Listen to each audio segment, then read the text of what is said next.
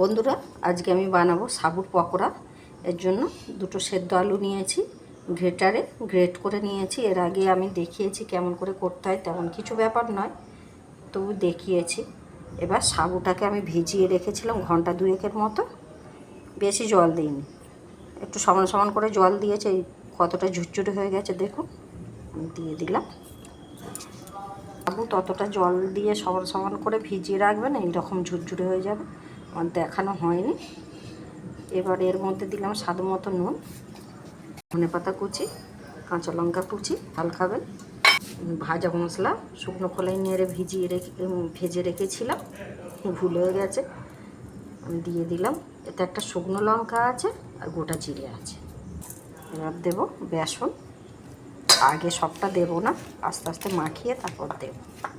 দেখুন আমার মাখানো হয়ে গেছে। এইরকম শুকনো শুকনো করে মাখতে হবে, ময়দা মাখার মতো।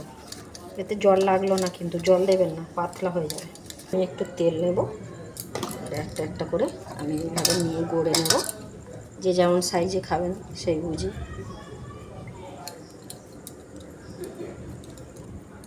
চপের মতো, কেউ যদি কাটলেটের শেপে বানাতে চান তাও করে নিতে পারেন। হয়ে গেছে। এইভাবে একটা একটা করে বানিয়ে নেব। এবার আমি একটা প্যানের মধ্যে তেল বসিয়ে দিয়েছি গরম করতে। এবারে একটা একটা করে ছেড়ে দেবো। দেখুন,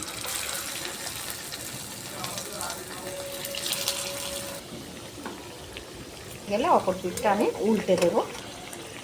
এবার আমি তুলে নেব। নিরামিষ দিনে আপনারা এইভাবে একটু অন্যরকম বানিয়ে খাবেন, ভালো লাগছে। আর বাইরে আকাশ ডাকছে দেখুন, গুড়গুড় গুড়গুড় করে।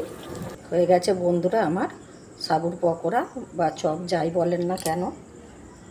এইভাবে আপনারা বানাবেন, দারুণ খেতে হয়। আর কেমন লাগলো কমেন্টে জানাতে ভুলবেন না বন্ধুরা। রাখলাম, ধন্যবাদ।